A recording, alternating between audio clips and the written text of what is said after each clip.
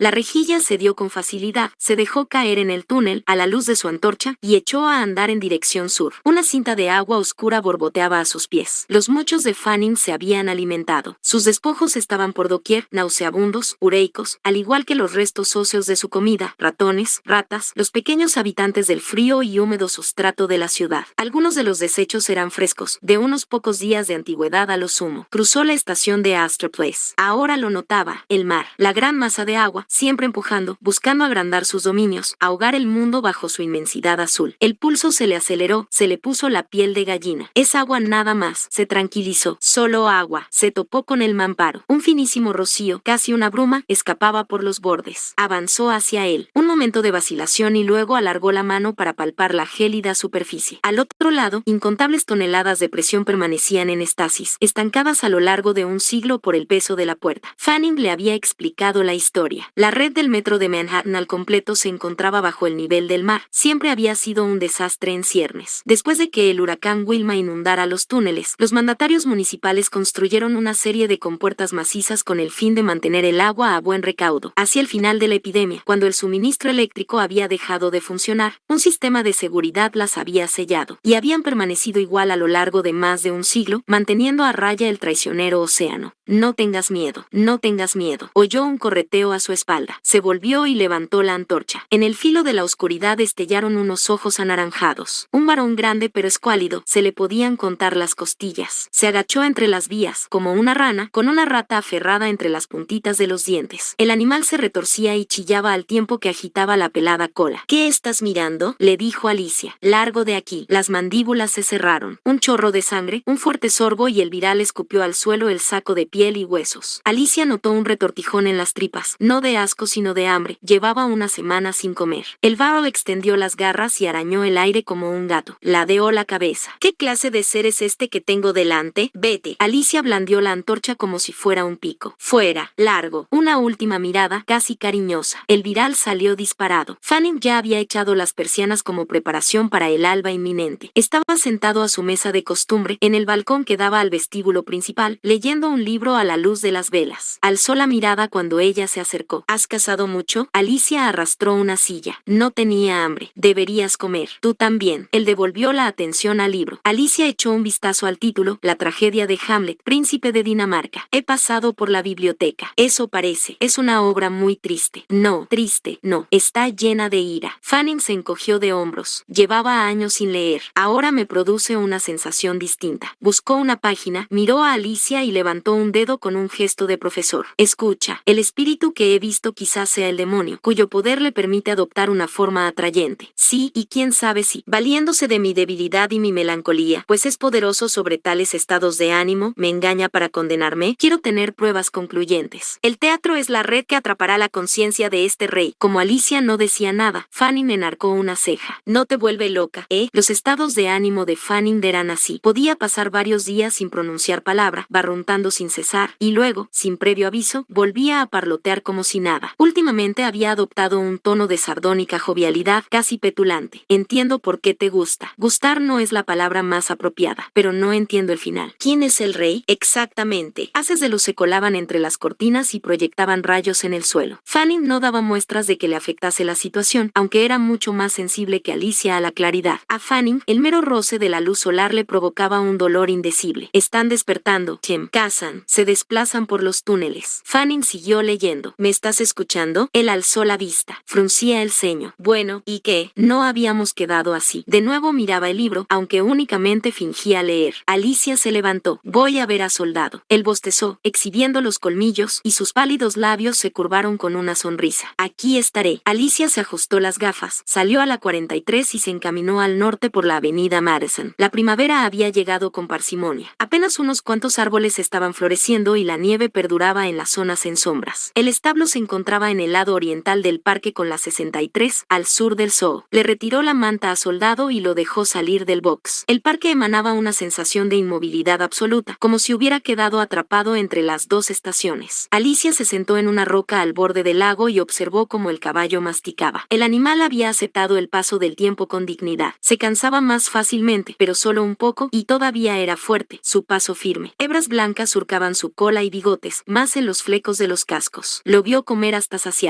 Entonces lo ensilló y se encaramó a sus lomos. ¿Qué tal un poco de ejercicio, chico? Lo guió por el prado hasta la sombra de los árboles. Le vino a la mente el recuerdo del día que lo encontró, toda esa fuerza contenida, plantado a solas junto a la guarnición de Carney, esperándola como un mensaje. Soy tuyo y tú eres mía. A partir de este momento, seremos uno. Lo llevó al trote entre los árboles y luego a galope. A su izquierda se extendía la presa, millones y millones de litros, la sangre del corazón verde de la ciudad. En el cruce con la calle 97, desmontó. Vuelvo enseguida. Se internó en el bosque, se quitó las botas y trepó a un árbol que crecía en el linde del claro. Allí, acuclillada y lista para saltar, esperó. Por fin su deseo fue concedido. Una joven cierva llegó de puntillas, las orejas alerta, la cabeza gacha. Alicia la observó aproximarse. Más cerca, más cerca. Fanning no se había movido de la mesa. Alzó la vista del libro, sonrió. ¿Qué ven mis ojos? Alicia descargó la cierva que llevaba a hombros sobre la barra del bar. La cabeza del animal colgaba con la laxitud de la muerte, la rosada lengua asomaba de su boca como una cinta. Ya te lo he dicho, le dijo a Fanning. Tienes que comer. 29. Los primeros disparos sonaron a la hora prevista. Una serie de detonaciones lejanas procedentes del final del espigón. Michael estaba escondido con Rand y los demás junto a la puerta del barracón de Quonset. La puerta se abrió con un estallido de luz y risas. Un hombre salió a trompicones. Rodeaba con el brazo los hombros de una prostituta. Cuando murió, apenas si emitió un gorgoteo. Lo dejaron donde había caído y la sangre oscureció la tierra al brotar de la incisión que el alambre le había abierto en el cuello. Michael se acercó a la mujer. No era ninguna de las que conocía. Rand le tapaba la boca para ahogar sus aterrados gritos. No tendría más de 18 años. Si te quedas callada no te pasará nada. ¿Me entiendes? Era una chica rellenita de cabello corto y pelirrojo. Tenía los ojos, muy maquillados, como platos. Asintió. Mi amigo te va a destapar la boca, y me vas a decir en qué habitación está. Muy despacio, Rand retiró la mano. La última, al final del pasillo. ¿Estás segura? Ella asintió con vehemencia. Michael le acercó una lista de nombres. 4 jugaban a cartas en el salón. 2 más estaban en los cuartos. Vale, largo de aquí. Ella escapó a toda prisa. Michael miró a los demás. Entraremos en 2 grupos, Rand conmigo, el resto que espere en la sala hasta que todo el mundo esté listo. Los ojos se despegaron de las mesas un instante cuando entraron, pero nada más. Eran camaradas. Sin duda habían pasado por la cabaña por la misma razón que todos. Una copa, unas partidas, unos minutos de diversión en los reservados. El segundo grupo se desperdigó por la sala mientras Mako y los demás se internaban en el pasillo y se apostaban frente a las puertas. La señal circuló, las puertas se abrieron. Dank estaba de espaldas, desnudo, debajo de una mujer que lo cabalgaba a conciencia. Michael, ¿qué coño? Cuando vio a Rand y a los demás, su expresión cambió. Venga ya. Michael miró a la mujer. ¿Por qué no te vas a dar un paseo? Ella agarró el vestido del suelo y salió pitando. Por el resto del edificio sonaban gritos y alaridos, el ruido de un cristal que se rompe, un disparo aislado. Tenía que pasar antes o después, le dijo Mako a Dank. Ya puestos, que sea a lo grande. ¿Te crees muy listo? En cuanto salgas de aquí caerás muerto. La casa está despejada, Dank. Te he reservado para el final. Una sonrisa falsa iluminó el semblante de Dank. Debajo de sus bravatas, el hombre sabía que le aguardaba el abismo. Ya lo pillo. ¿Quieres más porcentaje? Bueno, te lo has ganado. Yo me ocuparé. Rand, el aludido avanzó con el alambre entre los puños. Los demás agarraron a Dank, que intentaba levantarse, y lo empujaron contra el colchón. No fastidies, Michael. Se debatía como un pez. Te he tratado como a un hijo. No tienes ni idea de la risa que me da eso. Cuando el alambre rodeó el cuello de Dank, Mako abandonó el cuartito. El último lugarteniente de Dank oponía resistencia en el segundo compartimento, pero Mako oyó un gruñido final y el golpe de algo pesado contra el suelo. Greer se reunió con él en la sala delantera, donde yacían varios cuerpos sobre las mesas volcadas. Uno de esos hombres era Fastow. Le habían disparado en un ojo. ¿Hemos terminado?, preguntó Michael. MC Lean y Vivek han escapado en un camión. Los detendrán en el espigón. No irán a ninguna parte. Mako miró a Fastow, que yacía muerto en el suelo. ¿Hemos perdido a alguien más? No, que yo sepa. Cargaron los cuerpos en el camión y aguardaron en el exterior. 36 cadáveres en total, el círculo íntimo de Dank, formado por asesinos, chulos y ladrones. Los transportarían al muelle, los meterían en una lancha y los tirarían al canal. ¿Y qué pasa con las mujeres?, preguntó Greer. Michael Michael estaba pensando en Fastow. El hombre había sido uno de sus mejores soldadores. A esas alturas, cualquier pérdida suponía un problema. Dile a Parche que las encierre en un cobertizo de maquinaria y las mantenga vigiladas. Cuando estemos listos para partir, las sacaremos de aquí. Hablarán. Bueno, ¿y qué vale su palabra? Tienes razón. El camión con los cuerpos se alejó. No quiero presionarte, manifestó Greer, pero ¿ya has decidido qué vas a hacer con Lore? Mako llevaba semanas dándole vueltas a esa cuestión y siempre llegaba a la misma conclusión. No confío en nadie más para hacerlo. Estoy de acuerdo. Michael se volvió hacia Greer. ¿Estás seguro de que no quieres quedarte al mando por aquí? Se te da bien. No es mi papel. El Vergensfjord es tuyo. No te preocupes. Yo mantendré a las tropas a raya. Guardaron silencio un ratito. Las únicas luces que los alumbraban eran los grandes focos del muelle. Los hombres de Mako trabajarían durante toda la noche. Hay una cosa que te quiero comentar desde hace tiempo, dijo Mako. Greer ladeó la cabeza. Ya sé que en tu visión no veías quién más iba en el barco. Únicamente la isla y las 5 estrellas. Me hago cargo. Mako titubeó. No sé cómo expresarlo. ¿Tuviste la sensación de que yo estaba allí? Greer se quedó a cuadros. No sabría decirte. No vi nada más. Puedes ser sincero conmigo. Ya lo sé. Disparos procedentes del espigón, 5 detonaciones y luego 2 más, deliberadas, definitivas. Divek y MC Lean. Supongo que ya está, declaró Greer. Rand se acercó a ellos. Están todos reunidos en el muelle. Súbitamente, Mako notó el peso sobre sus hombros. No el de haber ordenado las muertes de tantos hombres. Eso le había costado menos de lo que pensaba. Ahora estaba a cargo de todo. El istmo era suyo. Comprobó el cargador de su pistola, bloqueó el percutor y la devolvió a su funda. A partir de ahora, nunca se separaría de ella. Muy bien, el combustible llegará en 36 días. Hay que prepararse para el numerito de la carretera. 30. Estado libre de Iowa. Antiguamente la patria. Pobl. 12139. El sheriff Gordon Eustace dio comienzo a la mañana del 24 de marzo, como hacía cada 24 de marzo, colgando su cinto con la pistola del poste de la cama, porque ir armado no estaría bien. Sería una falta de respeto. Durante las horas siguientes, no sería más que un hombre, como cualquier otro, que soportaría el frío y el dolor de articulaciones a la par que meditaba lo mal que salieron las cosas. Ocupaba una habitación situada al fondo de la penitenciaría. Durante 10 años, desde la noche en que le faltó valor para regresar a casa, dormía allí. Siempre se había tenido por la clase de hombre que hace de tripas corazón y tira adelante. Y desde luego no era el único que había tenido mala suerte. Sin embargo, una parte de sí mismo había huido para no volver, así que vivía allí, en una caja de cemento color ceniza, sin nada más que una cama, una pila, una silla para sentarse y un retrete en el pasillo, y nadie salvo unos borrachos durmiendo la mona por compañía. En el exterior, el sol se hacía de rogar, marzo al estilo de agua. Calentó agua en el fogón y la llevó al lavamanos junto con la cuchilla de afeitar y el jabón. Su rostro le devolvió la vista en el agrietado espejo. Bueno, no tenía buena pinta. Había perdido la mitad de los incisivos. Su oreja izquierda era poco más que un muñón rosado, tenía un ojo velado e inútil. Parecía algo sacado de un cuento de niños, el ogro malo que aguarda debajo del puente. Se afeitó, se lavó la cara y las axilas y se secó. Tendría que conformarse con unos restos de galletas, duros como piedras, para desayunar. Sentado a la mesa, las mordió con las muelas y las regó con un lingotazo de licor de maíz que guardaba en una jarra, debajo de la pila. No era un bebedor empedernido, pero le gustaba echar un trago por las mañanas, sobre todo la de esa fecha, el 24 de marzo. Se enfundó el abrigo, se caló el sombrero y salió. Las últimas nieves ya se habían derretido. La tierra había mudado en barro. La vieja penitenciaría era uno de los pocos edificios del antiguo pueblo que todavía se usaban. La mayoría llevaban años vacíos. Soplándose las manos, echó a andar junto a las ruinas de la cúpula. No quedaba nada de ella salvo un montón de escombros y unas cuantas vigas carbonizadas. Y bajó a la zona que todo el mundo seguía llamando la planicie. Aunque los viejos barracones habían sido desmantelados hacía tiempo para ser utilizados como leña. Aún vivía gente allí, pero no mucha. Los recuerdos resultaban demasiado desagradables. Los pocos habitantes solían ser jóvenes, nacidos tras los días de los ojos rojos, o muy viejos e incapaces de romper las cadenas psicológicas del antiguo régimen. Se trataba de un sórdido grupo de cabañas sin agua corriente, miasmáticos ríos de residuos que recorrían las calles y un número más o menos equivalente de niños sucios y perros escuálidos que rebuscaban entre la basura. A Eustace se le partía el corazón cada vez que lo veía. Las cosas no deberían haber sido así. En aquel otro tiempo, Eustace tenía planes, albergaba esperanzas. Es verdad que mucha gente aceptó la oferta de trasladarse a Texas en esos primeros años. Eustace ya se lo esperaba. Muy bien, pensó, que se marchen. Se quedarían los fuertes de espíritu, los verdaderos creyentes que no consideraban la desaparición de los ojos rojos el mero final de una esclavitud, sino algo más, la oportunidad de corregir los errores, de volver a empezar, de construir una nueva vida desde cero. Sin embargo, a medida que veía menguar menguar la población, empezó a preocuparse. Los que se quedaban no eran los emprendedores, los soñadores. A menudo se trataba de gente demasiado débil para viajar. Algunos estaban excesivamente asustados. Otros tan acostumbrados a que lo decidieran todo por ellos que apenas si tenían fuerza de voluntad. Eustace lo había intentado, pero nadie tenía la menor idea de cómo poner en marcha una ciudad. Carecían de ingenieros y de fontaneros, de electricistas y de médicos. Podían manejar las máquinas que los ojos rojos habían dejado atrás, pero nadie sabía cómo repararlas si se estropeaban. La central eléctrica había fallado a los 3 años, el agua y los desagües a los 5. Una década más tarde, casi nada funcionaba. Escolarizar a los niños resultó imposible. Pocos adultos sabían leer y la mayoría no veía razón para hacerlo. Los inviernos eran brutales, la gente moría de frío en sus propias casas, y los veranos prácticamente igual de malos, áridos un año y monzónicos al siguiente. El río estaba contaminado, pero la gente llenaba los cubos de todos modos. La enfermedad conocida como la fiebre del río cegaba vidas a puñados. La mitad del ganado había muerto, casi todos los caballos y las ovejas y todos los cerdos. Los ojos rojos habían dejado atrás todas las herramientas para construir una sociedad excepto una, la voluntad de hacerlo. La carretera que cruzaba la planicie alcanzó el río y lo llevó en sentido este, hacia el estadio. Al otro lado estaba el cementerio. Eustace enfiló entre las lápidas alineadas. Algunas estaban decoradas, churretosas velas, juguetes infantiles, ramos resecos de flores silvestres que asomaban entre los restos de nieve. Había orden en la disposición. Si algo se le daba bien a la gente era cavar tumbas. Llegó a la que estaba buscando y se acuclilló a un lado. Nina Voorhees Eustace Salmon Chefty Eustace, amada esposa, amado hijo, habían fallecido con 2 horas de diferencia. Eustace no lo supo hasta 2 días después. Estaba ardiendo de fiebre, su mente inmersa en un delirio que se alegraba de no recordar. La epidemia había cegado la ciudad como una guadaña. El hecho de vivir o morir parecía cosa de azar. Un adulto sano tenía tantas probabilidades de sucumbir como un niño o un anciano de 70 años. La enfermedad llegaba de repente, fiebre, escalofríos, una tos cavernosa. A menudo parecía seguir su curso hasta que regresaba con furia renovada, aniquilando al enfermo en cuestión de minutos. Simon tenía 3 años en aquel entonces, un niño despierto, de ojos inteligentes y risa alegre. Jamás había sentido Eustace un amor tan profundo por nadie, ni siquiera por Nina. Los dos bromeaban al respecto. En comparación, su mutuo afecto parecía insignificante, aunque no era del todo verdad. Claro que no. Amar a su hijo no era sino otro modo de amarse. Pasó un rato junto a la tumba. Le gustaba recordar las pequeñas cosas. Las comidas que compartieron, los retazos de conversación, las caricias rápidas que se dispensaban sin motivo, porque sí, Eustace casi nunca pensaba en la insurgencia. Ya no despertaba su interés, y el valor que Nina había demostrado en la lucha no representaba sino una pequeña parte de la mujer que fue. Únicamente a él le había mostrado su verdadero ser. Una sensación de conclusión le indicó que ya era hora de marcharse. Así pues, un año más. Posó la mano en la piedra y la dejó allí un momento mientras se despedía. A continuación se abrió paso entre las lápidas.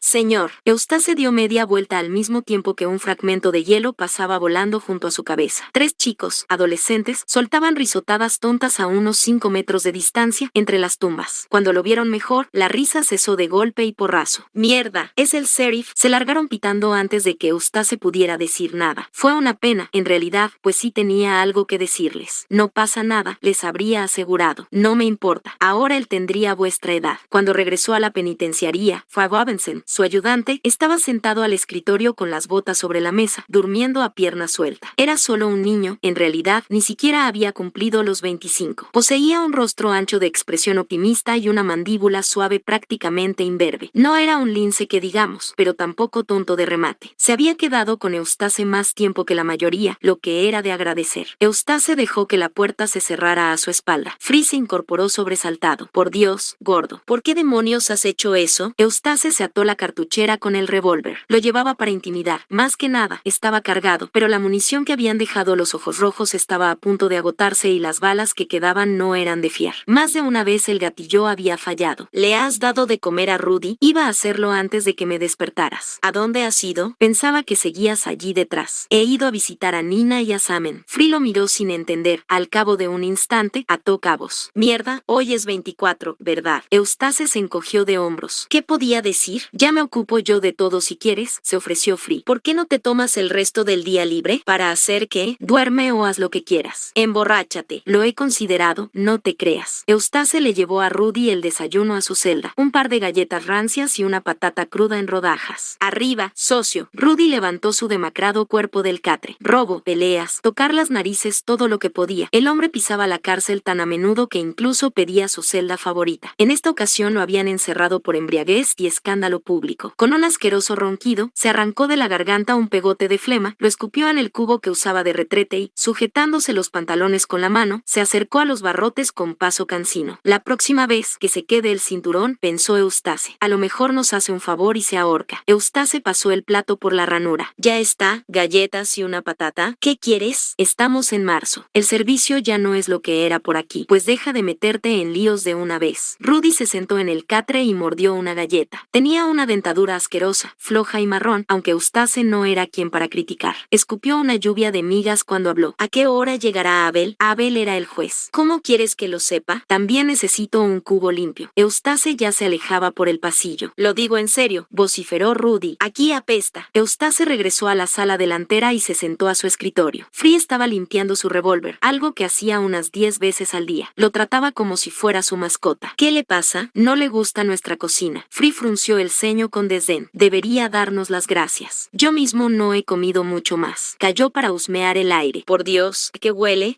Capullos, gritó Rudy desde el fondo. Tengo un regalito para vosotros. De pie en su celda, Rudy sostenía el cubo, ahora vacío, con expresión triunfante. Un río marrón de heces y orina corría por el pasillo. Eso es lo que pienso de vuestra patata de mierda. Maldita sea, gritó Free. Lo vas a limpiar tú. Eustace se volvió hacia su ayudante. Dame la llave. Free desprendió el llavero de su cinturón y se lo tendió a Eustace. Lo digo en serio, Rudy. Agitó un dedo en el aire. Eres una pesadilla, amigo mío. Eustace abrió la puerta, entró en la celda, la cerró, tomó las llaves a través de los barrotes y volvió a correr el cerrojo. A continuación se guardó el llavero en el bolsillo. ¿Qué demonios significa esto? Preguntó Rudy. Gordon lo miró con inseguridad. ¿Qué estás haciendo? Tú espera un momento. Eustace extrajo el revólver, le dio la vuelta y golpeó a Rudy en la cara con la culata. El hombre se tambaleó hacia atrás y cayó al suelo. ¿Te has vuelto loco? Rudy retrocedió a rastras hasta toparse con la pared de la celda. Desplazó la lengua por el interior de la boca y se escupió en la palma un diente ensangrentado. Lo sostuvo por la raíz, larga y podrida. Mira lo que has hecho. Ahora no podré comer. Ni falta que te hace. Te lo estabas buscando, pedazo de mierda, le soltó Free. Venga, gordo, vamos a darle un mocho a este cerdo. Ya ha aprendido la lección. Eustace no estaba de acuerdo. ¿Darle una lección? ¿Qué significaba esa frase? En realidad, no estaba muy seguro de lo que sentía, pero algo se estaba apoderando de él. Rudy sostenía el diente con una expresión de absoluta indignación. La estampa resultaba asquerosa a más no poder. Parecía sintetizar todo lo que se había torcido en la vida de Eustace. Se enfundó la pistola para que Rudy creyera que lo peor había pasado, y entonces lo levantó en vilo y le estampó la cara contra la pared. Un crujido húmedo, igual que cuando aplastas una cucaracha con el pie. Rudy lanzó un aullido de dolor. Gordon, en serio, insistió Free. Es hora de abrir esa puerta. Eustace no estaba enfadado. Dejó de sentir rabia años atrás. En realidad, ahora mismo estaba experimentando alivio. Arrastró al hombre por la celda y se puso manos a la obra, con los puños, con la culata del revólver, con la punta de las botas. Su conciencia apenas si registraba los gritos de Free que le suplicaba que parase. Algo se había liberado en su interior y estaba eufórico, igual que cuando galopas por un espacio abierto. Rudy estaba tendido en el suelo, protegiéndose la cara con los brazos. Patético remedo de ser humano. Pellejo inmundo. Encarnas todo cuanto va mal por aquí y me voy a asegurar de que lo sepas. Estaba a punto de agarrar a Rudy por las solapas para estamparle la cabeza contra el borde del catre, como disfrutaría con el crujido, cuando una llave giró en el cerrojo y Free lo asió por detrás. Eustace le clavó el codo en las costillas y, tras quitárselo de encima, aferró el cuello de Rudy con el brazo. El hombre parecía un enorme muñeco de trapo, un saco carnoso de trozos más o menos conectados. Tensó los bíceps contra la tráquea de Rudy y le clavó la rodilla en la espalda para hacer palanca. Una fuerte sacudida y sus días habrían llegado a su fin. Y entonces, copos de nieve. Free se erguía ante él, resollando y sosteniendo el atizador que acababa de estampar en el cráneo de Eustace. Por Dios, gordo. ¿Qué demonios ha sido eso? Eustace parpadeó. Los copos de nieve se apagaron uno a uno. Notaba como si su cabeza fuera un tronco partido. También estaba un poco mareado. Me he dejado llevar, supongo. No digo que el tío no lo merezca, pero qué demonios. Eustace volvió la cara para echar una ojeada a la estampa. Rudy se encontraba acurrucado en postura fetal con las manos entre las piernas. Su rostro parecía un trozo de carne cruda. Lo he dejado hecho un cromo, ¿eh? Nunca ha sido una belleza, de todas formas. Free proyectó la voz hacia Rudy. ¿Me oyes? Como digas una palabra de esto, te encontrarán tirado en una cuneta, capullo. Miró a Eustace. Perdona, no quería atizarte tan fuerte. No pasa nada. No quiero meterte prisa, pero será mejor que desaparezcas de momento. Te puedes levantar. ¿Y qué pasa con Abel? Yo me ocuparé pared. Venga, arriba. Free lo ayudó a ponerse de pie. Eustace tuvo que agarrarse a los barrotes un instante para poder mantener el equilibrio. Tenía los nudillos de la mano derecha hinchados y ensangrentados, la piel levantada a lo largo del hueso. Intentó cerrar el puño, pero las articulaciones no respondieron. Bien, Fua lo estaba mirando. Eso creo, sí. Ve a despejarte. Y cúrate esa mano también. En la puerta de la celda, Eustace se detuvo. Free estaba ayudando a Rudy a sentarse. Tenía la pechera de la camisa llena de sangre. ¿Sabes? Tenías razón, dijo Eustace. Free alzó la vista. ¿En qué? Eustace no lamentaba lo que había hecho, aunque tal vez se arrepintiera más tarde. Sucede a menudo, la reacción lógica tarda un tiempo en aparecer. Debería haberme tomado el día libre, al fin y al cabo. 31. Alicia empezó a pasar las noches en el establo. Fanning no prestaba demasiada atención a su ausencia. Ese caballo tuyo, le decía, despegando los ojos apenas de uno de los libros que ahora absorbían todas sus horas de vigilia. No entiendo por qué te importa tanto, pero no es asunto mío, en realidad. Su mente parecía estar en otra parte, sus pensamientos, velados. Sí, estaba distinto. Algo se había transformado en él. El cambio poseía una cualidad tectónica, como un rumor procedente de las profundidades de la tierra. Ya no dormía, si acaso se podía decir que los de su especie durmiesen. Pero en el pasado las horas de luz lo sumían en un estado como de trance, los ojos cerrados, las manos en reposo sobre el regazo, los dedos entrelazados. Alicia conocía sus sueños, las manillas del reloj girando implacables, las anónimas multitudes pasando por su lado. La suya era una pesadilla de espera infinita en un universo inclemente, sin esperanza, sin amor, sin el sentido existencial que únicamente la esperanza y el amor proporcionan. Ella tenía un sueño parecido, su niña, su roce. En ocasiones Alicia pensaba en el pasado. Nueva York, solía decir Fanning, siempre ha sido una ciudad de recuerdos. Echaba de menos a sus amigos como los muertos deben de añorar a los vivos, habitantes de una región que ella había abandonado para siempre. ¿Qué recordaba Alicia? Al coronel, hallarse en la oscuridad siendo una niña, los años que había dedicado a la guardia, y cuán reales se le antojaban. Cierta noche acudía a menudo a su mente, como si contuviera una respuesta. Había llevado a Peter al tejado de la central eléctrica para enseñarle las estrellas. Se tendieron en el cemento, codo con codo, el suelo todavía caliente del calor abrasador del día, los dos charlando bajo un firmamento nocturno aún más asombroso si cabe por el hecho de que Peter nunca lo había visto con anterioridad. ¿Alguna vez has pensado en ello?, quiso saber Alicia. Sí, he pensado en qué, preguntó él. Y ella respondió, nerviosa, incapaz de morderse la lengua, ¿me vas a obligar a decirlo? En emparejarte, Peter, tener pequeños. Alicia comprendió, pasado mucho tiempo, lo que le estaba pidiendo en realidad, que la salvara, que la arrastrara a la vida. Pero era demasiado tarde, siempre fue demasiado tarde. Desde la noche en que el coronel la abandonó, Alicia nunca había vuelto a ser una persona. En realidad no, había renunciado. En fin, los años. Fanning decía que el tiempo corría de manera distinta para los de su especie, y era verdad. Los días se fundían unos con otros, las estaciones, los años. ¿Qué significaban el uno para el otro? Él era amable, la comprendía. Hemos recorrido el mismo camino, decía. Quédate conmigo, Liz. Quédate conmigo y todo habrá terminado. En ocasiones parecía conocer sus verdades más profundas. ¿Qué decir, qué preguntar, cuándo escuchar y durante cuánto rato? Háblame de ella. Qué suave era su voz, qué amable. No se parecía a ninguna voz que Alicia hubiera oído anteriormente. Daba la sensación de flotar en un baño de lágrimas. Háblame de tu roce. Y, sin embargo, tenía otra parte, velada, impenetrable. Sus largos y meditabundos silencios la inquietaban, así como esos momentos de una alegría, una pizca chirriante que parecía del todo impostada. Él empezó a aventurarse en la noche, algo que llevaba años sin hacer. No decía a dónde iba, se limitaba a desaparecer. Alicia decidió seguirlo. Durante 3 noches Fanning deambuló sin destino aparente, una triste figura que vagaba por las calles sin más. Y entonces, la 4ª noche, hizo algo que la sorprendió. Con andares decididos se encaminó al centro, al West Village, y se detuvo ante un edificio residencial igual a cualquier otro, de 5 pisos, con un tramo de escaleras que ascendía desde la calle a la puerta principal. Alicia se escondió detrás de un antepecho del tejado, en lo alto del edificio. Transcurrieron varios minutos y Fanning seguía ahí, contemplando la fachada. De repente, Alicia ató cabos. Fanning había vivido allí. Súbitamente, como accionado por un mecanismo interno, Fanning subió a la puerta, la forzó de un empujón y desapareció en el interior. Pasó un buen rato allí dentro. 1 hora, luego 2. Alicia empezó a preocuparse. Si Fanning no aparecía pronto, no tendría tiempo de volver a la estación antes del alba. Por fin, salió. Al fondo de la escalera de entrada, se detuvo. Como si notara su presencia, miró a un lado y a otro de la calle y después directamente a ella. Alicia se agachó detrás del antepecho y pegó el cuerpo al tejado. Ya sé que estás ahí, Alicia, pero no pasa nada. Cuando ella volvió a mirar, la calle estaba desierta. Él no mencionó lo sucedido aquella noche y Alicia no hizo preguntas. Sabía que había dado con algo importante, una pista, pero no lograba desentrañarla. ¿Por qué, después de tanto tiempo, había emprendido Fanning de esa peregrinación? Él no volvió a marcharse. Fanning debía de haber previsto lo que sucedería a continuación. Sin duda esperaba que Alicia hiciera lo que hizo. El interior del edificio era una ruina. Manchas negras de moho salpicaban las paredes y el suelo cedía blando bajo los pies. El hueco de la escalera estaba mojado por culpa de una gotera del tejado. Alicia subió al segundo piso, donde encontró una puerta abierta, como invitándola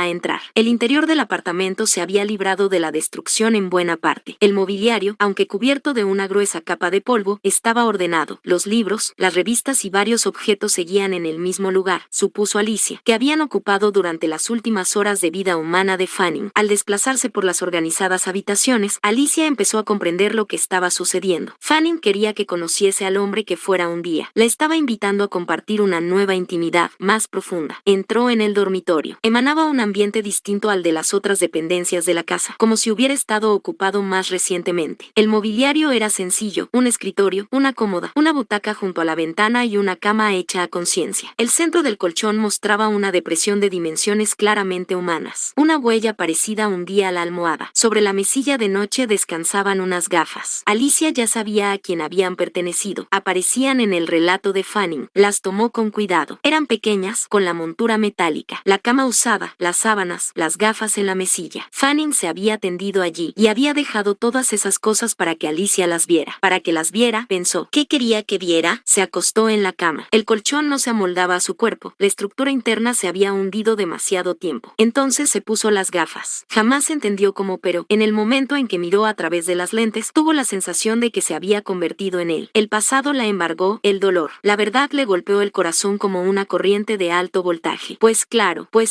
al alba estaba en el puente. El miedo a las turbulentas aguas, si bien intenso, se le antojó trivial. Lo ahuyentó de su pensamiento. El sol proyectaba sus largos rayos dorados a su espalda. A lomos de soldado, enfiló la calzada, siguiendo su propia sombra. 32. Encontraron a Bill en la cuenca del embalse, al fondo del aliviadero. La noche anterior había abandonado el hospital en secreto, llevándose consigo la ropa y los zapatos. Tras eso, el rastro se perdía. Alguien afirmó haberlo visto en las mesas de juego, aunque el hombre dudaba, puede que fuera otra noche. Bill siempre estaba en las mesas. Lo raro habría sido no encontrarlo allí. Murió por culpa de la caída, 30 metros desde lo alto de la presa y luego el largo tobogán hasta la cuenca, donde el cuerpo había quedado encajado contra un desagüe. Tenía las piernas destrozadas, el pecho hundido. Por lo demás, ofrecía el mismo aspecto de siempre. ¿Había saltado o lo habían empujado? Su vida tenía poco que ver con la que les mostraba a todos. Sarah se preguntaba cuánto le había ocultado Kate, pero no podía preguntar. El problema de las deudas no estaba resuelto. Juntando sus ahorros con los de Kate, Sarah y Alice pudieron reunir menos de la mitad del dinero que se debía. 3 días después del entierro, Alice llevó el dinero al edificio de Ciudad H, que todo el mundo seguía llamando la casa de Cassen, aunque el propio Cassen llevaba años muerto. Alice confiaba en que esa muestra de buena fe, sumada a sus antiguos contactos, solucionara el problema. Regresó sacudiendo la cabeza con desánimo. Los jugadores eran otros, ya no tenía influencias. Vamos a tener problemas, dijo. Kate y las chicas se alojaban en casa de Sarah y Alice. Kate parecía aletargada, como resignada a un destino que se temía desde hacía tiempo, pero presenciar el dolor de las niñas resultaba desgarrador. A sus ojos infantiles, Bill no era más que su padre. Saber que, en cierto sentido, las había abandonado escogiendo un camino que lo apartaría de ellas para siempre no empañaba su amor por él. Cuando crecieran, la herida mudaría en una marca distinta, en una sensación no de pérdida sino de rechazo. Sarah habría hecho cualquier cosa por ahorrarles ese dolor, pero no podía hacer nada. No cabía nada más que cruzar los dedos para que la situación pasara al olvido. Transcurrieron 2 días más. Al llegar a casa, Sarah encontró a Hallie sentado a la mesa de la cocina con expresión funesta. Kate estaba en el suelo jugando a cartas con las niñas, pero Sarah notó que lo hacía únicamente para distraerlas. Había pasado algo grave. Alice le mostró la nota que les habían deslizado por debajo de la puerta. Con letras torpes, como las de un niño, habían escrito 3 palabras: unas niñas adorables. Alice guardaba un revólver debajo de la cama, en una caja de caudales cerrada con llave. Lo cargó y se lo entregó a Sarah. Si alguien cruza esa puerta, la instruyó, dispara. No le dijo lo que había hecho, pero esa fue la noche en que la casa de Cassen ardió hasta los cimientos. Por la mañana, mañana, Sara acudió con que era la oficina de correos para enviar la carta que, con toda probabilidad, llegaría a la colonia de Mystic días más tarde que ella. Vamos de visita, le escribió que era Pim. Las niñas están deseando veros. 33. Sí, estoy cansado. Cansado de esperar, cansado de pensar. Estoy cansado de mí mismo. Alicia mía, qué buena has sido conmigo. Solamente miseris socios abuise doloris. En la desdicha es un consuelo contar con compañeros de infortunio. Cuando pienso en ti, Alicia, y en lo que significamos el uno para el otro, me acuerdo de mi primera visita al barbero siendo un niño. Sé paciente. La memoria es el método al que recurro para todo y el relato posee más relevancia de la que parece. En el pueblo donde me crié tan solo había uno. Era algo así como la sede de un club. El sábado por la tarde, acompañado de mi padre, entré en aquel templo a la masculinidad. Resultaba embriagador hasta el más mínimo detalle. Los aromas de los tónicos, el cuero, el talco. Los peines descansando en su baño desinfectante de color agua marina. Los susurros y crujidos de la AM en la radio que emitía competiciones masculinas en campos verdes. Sentado junto a mi padre, aguardaba en una silla de agrietado vinilo rojo. Se recortaban barbas, se enjabonaban mejillas, se arreglaban bigotes. El propietario de la barbería había sido en la Segunda Guerra Mundial un piloto de bombardero de cierto renombre. En la pared, detrás de la caja registradora, colgaba un retrato del joven guerrero que fue. Bajo sus hábiles tijeras y su vibrante afeitadora, cada uno de los cráneos de aquel pequeño pueblo emergía convertido en una imitación perfecta del suyo, tal como fuera el día que se plantó las gafas de piloto sobre los ojos. Se echó una bufanda al cuello y recorrió el firmamento para volar en pedazos a los samuráis. Me llegó el turno. Me levanté. Los testigos intercambiaron abundantes sonrisas y guiños. Ocupé mi asiento, una plancha en equilibrio sobre los brazos cromados de la silla, al mismo tiempo que el barbero, como un torero que agita el capote, sacudía la capa con la que pretendía cubrirme. Me rodeaba el cuello con papel higiénico y me envolvía el cuerpo con plástico, dejando la cabeza al descubierto. Fue entonces cuando reparé en los espejos. Uno en la pared de enfrente, otro detrás, y mis semejantes, el reflejo de un reflejo de un reflejo, caramboleando en un pasillo de fría eternidad. La imagen me provocó angustia existencial. El infinito, conocía el término, sí, pero el mundo de la infancia es fijo y finito. Mirarlo a los ojos y ver a mis semejantes estampados 1.000.000 de veces en su rostro me perturbó profundamente. El barbero, mientras tanto, se había puesto manos a la obra, al mismo tiempo que charlaba con mi padre de cosas de mayores. Yo pensé que si clavaba la vista en la primera imagen las otras desaparecerían, pero sucedió a la inversa. Ahora era aún más consciente si cabe de los innumerables dobles que acechaban detrás, hasta el infinito, infinito, infinito. Y entonces sucedió algo más. La sensación de angustia desapareció. La exuberante sensualidad del lugar unida al delicado cosquilleo que me provocaban las tijeras del barbero en el cuello me sumió en un estado de fascinación casi hipnótico. Una idea acudió a mi mente. Yo no era un ser insignificante. Era, de hecho, una multitud. Si me fijaba mejor, creía detectar ciertas diferencias sutiles entre mis infinitos compañeros. Uno tenía los ojos una pizca más juntos. El segundo, las orejas un poquitín más desplazadas hacia la zona superior de la cabeza. El tercero estaba más hundido en la silla. Para comprobar mi teoría, empecé a llevar a cabo pequeños ajustes. Entornaba los ojos, fruncía la nariz, guiñaba un ojo y luego el otro. Cada una de las versiones de mí mismo me imitaba y, sin embargo, yo creía distinguir un infinitesimal desfase, una milésima de segundo entre mi gesto y su múltiple duplicación. El barbero me advirtió que si no me quedaba quieto podía cortarme la oreja sin querer. Más risotadas viriles, pero sus palabras me entraron por un oído y me salieron por el otro. Tan absorto me encontraba en mi nuevo descubrimiento. Se convirtió en una especie de juego. Fanning dice, saca la lengua. Fanning dice, levanta un dedo. ¡Qué maravilloso poder! Venga, hijo, me ordenó mi padre, para de hacer el tonto. Pero yo no estaba haciendo el tonto, ni mucho menos. Jamás en mi vida me había sentido tan importante. La vida nos arrebata esa sensación. Día a día, las sublimes epifanías de la infancia desaparecen. Es el amor, desde luego, y únicamente el amor el que nos devuelve, o eso esperamos, lo que nos fue arrancado. ¿Qué queda cuando no hay amor? Una cuerda y una roca. Llevo toda la vida muriendo. Eso es lo que quería decirte. Estoy muriendo igual que mueres tú, Alicia mía. Fue a ti a quien vi en el espejo aquella mañana de infancia. Hace tanto tiempo, es a ti a quien veo ahora, mientras recorro estas calles de cristal. Hay un amor hecho de esperanza y hay otro hecho de dolor. Te he amado, Alicia mía, y ahora ya no estás. Sabía que llegaría este día. La expresión de tu cara cuando entraste en el vestíbulo reflejaba ira. Sí, que enfadada estabas, que ardiente desengaño asomaba a tu mirada, que rabia destilaban las palabras que escupieron tus labios. Este no era el trato, dijiste. Me prometiste que los dejarías en paz. Pero sabes también como yo que no podemos hacerlo. Nuestra misión ha sido decretada. La esperanza no es nada salvo un insulso dulzor si no va acompañada del sabor de la sangre. ¿Qué somos, Alicia, sino la tormenta que la humanidad debe atravesar? Somos el cuchillo del mundo, aferrado entre los los dientes de Dios. Perdóname, Alicia, mi pequeño engaño. Me lo pusiste fácil. Diré, en mi defensa, que no te mentí. Te lo habría dicho si me lo hubieras preguntado. Creíste porque querías creer. Pudiste preguntarte quién, querida mía, seguía a quién. Quién era el vigía y quién el vigilado. Noche tras noche merodeaste por los túneles como una maestra que pasa lista. Sinceramente, no me esperaba que fueras tan crédula. ¿De verdad te creíste que todos mis hijos estaban aquí? ¿Qué habría sido tan descuidado? ¿Qué me limitaría a aguardar una eternidad absurda?